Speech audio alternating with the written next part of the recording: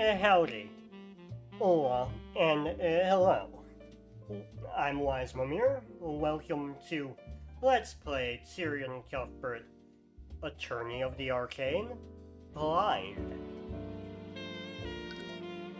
This is almost entirely blind. I've played a handful, well, snippet of the demo and loved it, so here we are.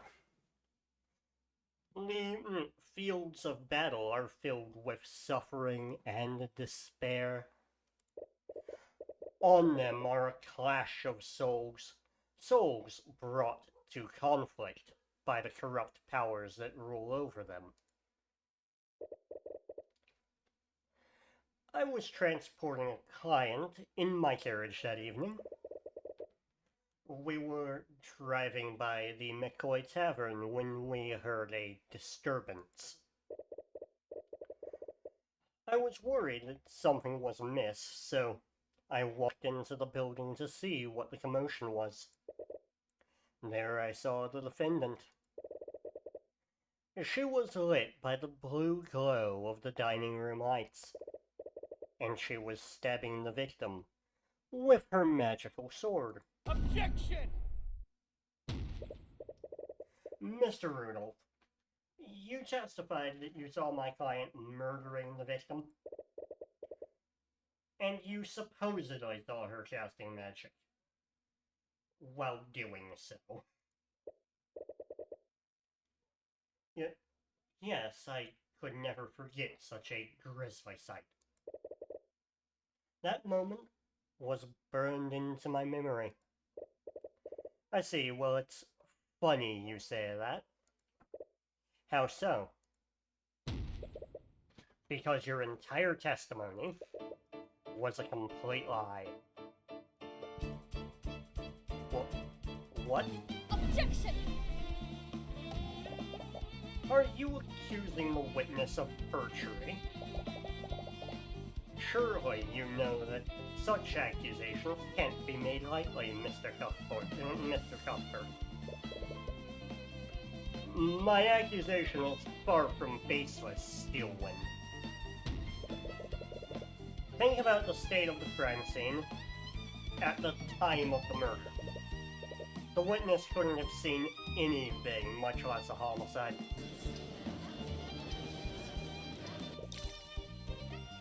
He knows something.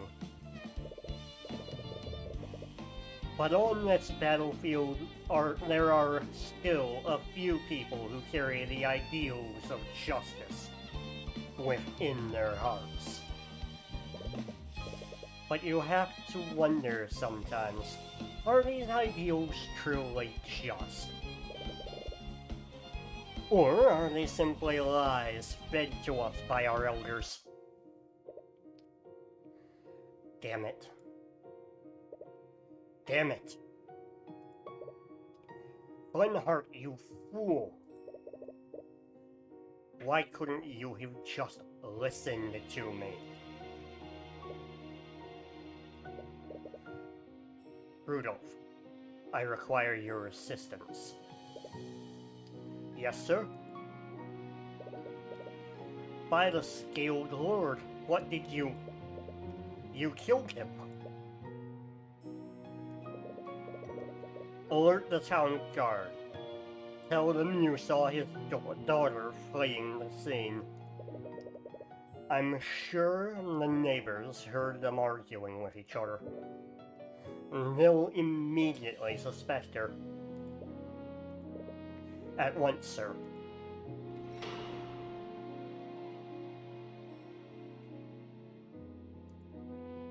Around the point we get to the actual trial is when my knowledge of this game runs out. Earlier that day... Ugh.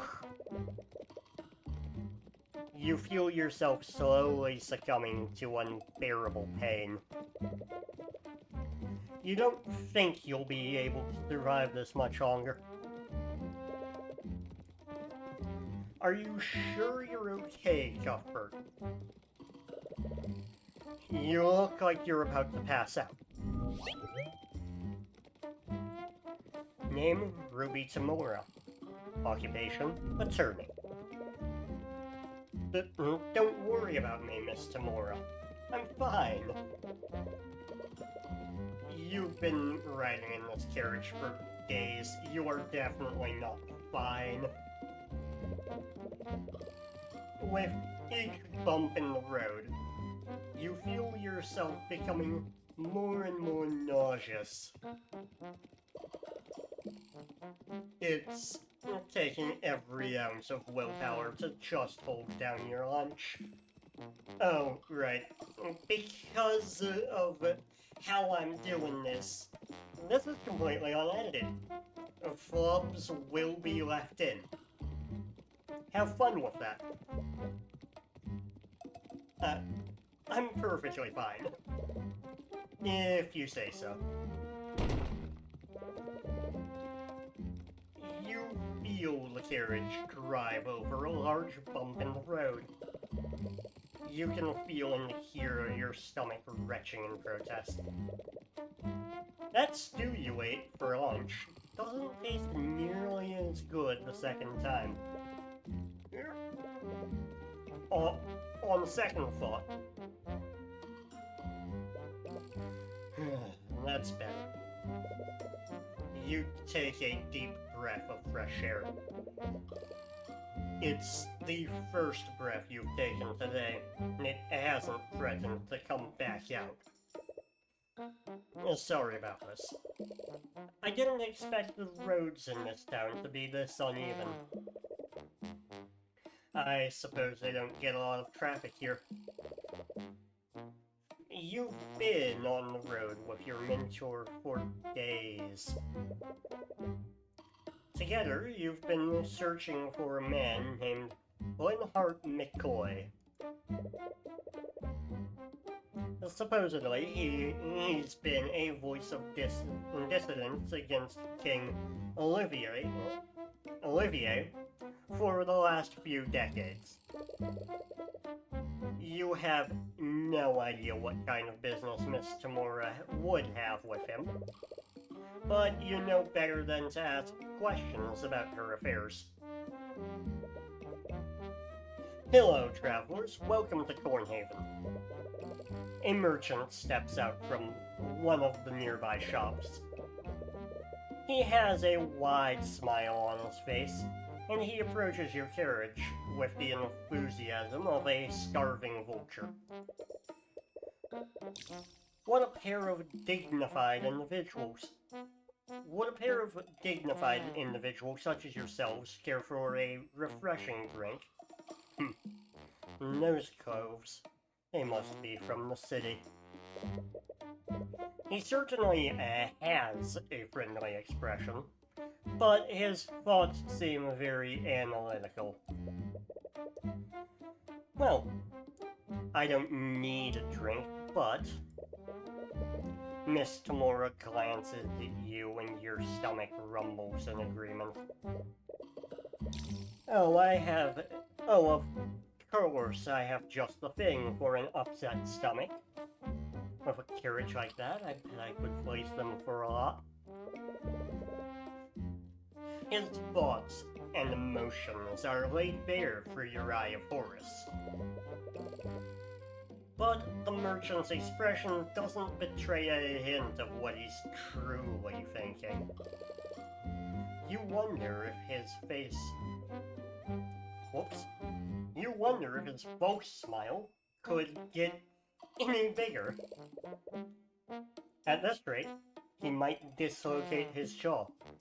Yeah, that would make his face bigger too, wouldn't it?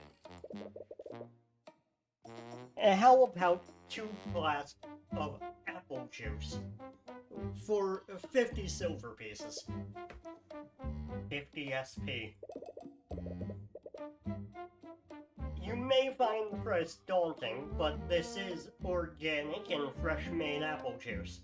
It's just store-bought juice. But I bet they can't even tell the difference. Out of the corner of your eye, you spot an empty bottle of store-bought apple juice. Oh man, he's terrible at hiding this shit. It's resting on a table inside the merchant shop.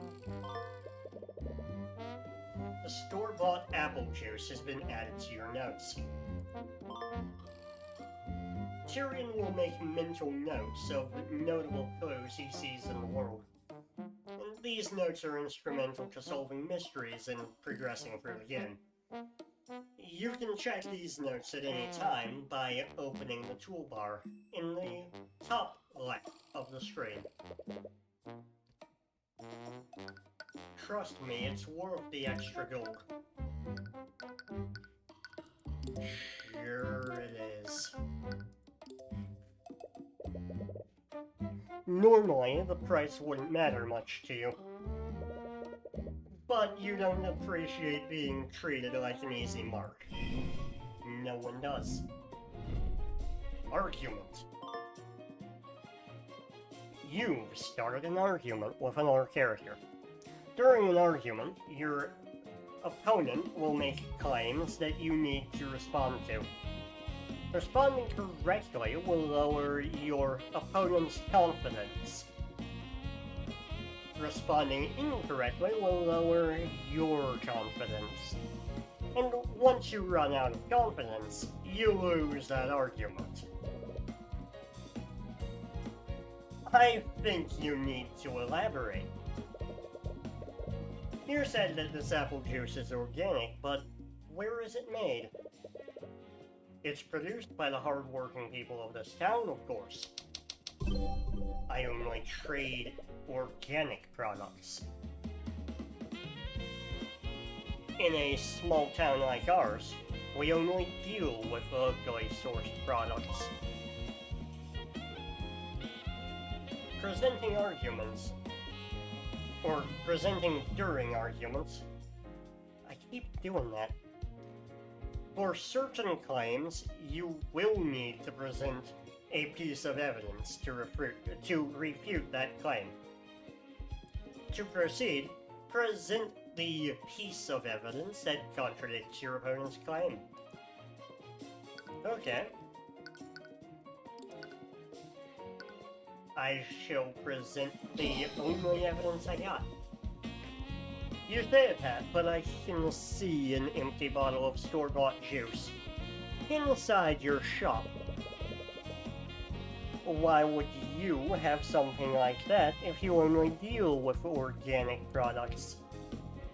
I mean, the store-bought juice could still be organic, technically speaking, but oh well. Oh. How did that get there? Make no mistake. I only have that because I wanted to see how my products compare to that of the city. And let me tell you, that mass-produced sop, tongue twister, doesn't even compare to my product. What an obvious eye. This juice is worth far more than what I'm offering. Honestly, I'm offering you a very good deal. Interpreting during arguments. For certain claims, you will need to look at your opponent's thoughts and emotions. Choose the correct response depending on the information seen. Logic. Choose this option if your opponent's thoughts contradict something in your notes. Intuition. Choose this option if your opponent's thought contradicts their claim. Empathy. Choose this option if your opponent's emotions contradict their claim. Yeah, his thoughts contradict the claim. This is an intuition thing. Sir, it's obvious those flasks are only worth 5 silver pieces.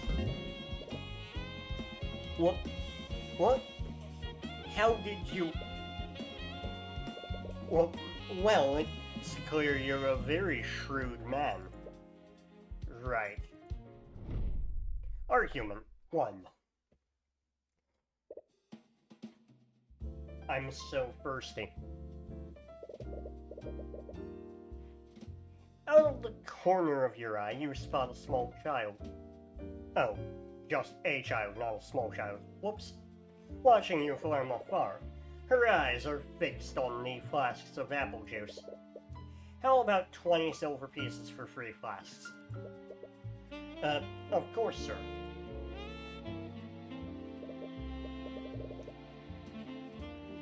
The Kingdom of Wyverngard, established 2,000 years ago by the 7 High Archmages. The kingdom is currently ruled by King Olivier and Dale Wyverngard, and the mages of his nobility. The nobility will tell you that our marvelous kingdom is a land of prosperity and happiness, a land where its people share the wealth and succor provided by the kingdom's magic. Thank you. I haven't had anything like this in years. The child's passing thoughts tell you exactly how much succor the kingdom is sharing. Not much. I didn't know you had an eye for rural economics. Well, I suppose I just have a good intuition for this sort of thing. Or did you use another kind of eye? Oh, she sees through me. Don't get me wrong. Your so-called Eye of Horus is an amazing gift. You should take every opportunity to hone it. But try to be more subtle next time. If I can see through you, others will be able to as well. Right. Anyways, I did some asking around while you were haggling. Supposedly, the McCoy Tavern should be north of here.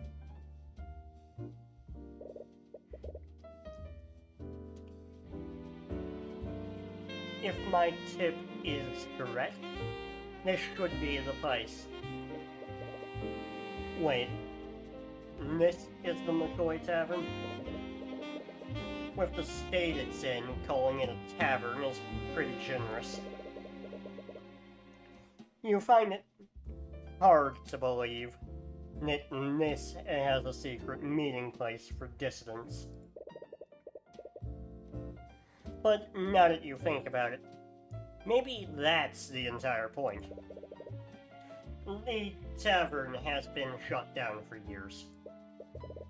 Nowadays, Flintheart just uses it to host his rallies. Although, I do wonder how they've been keeping themselves afloat for this long.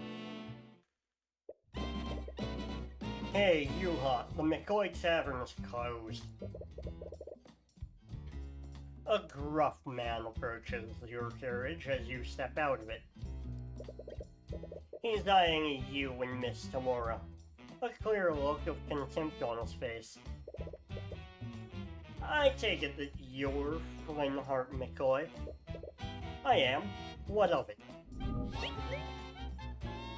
Name, Flintheart McCoy. Occupation, unemployed. Sorry for not writing ahead of time. But I'm Ruby Tamora. I wanted to speak with you. Ruby Tamora. Wait, the Ruby Tamora.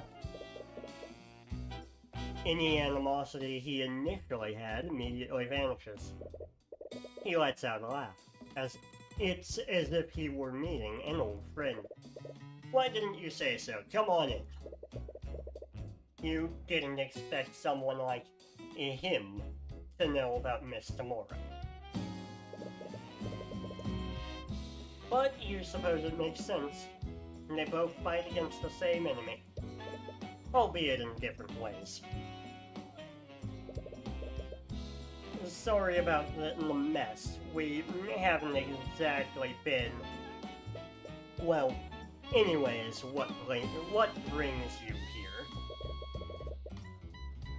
I take it you didn't journey all this way to see my wrecked tavern. And just like that, we'll pick this up next time on Let's Play Tyrion Cuthbert, Attorney of the Arcane, Blind.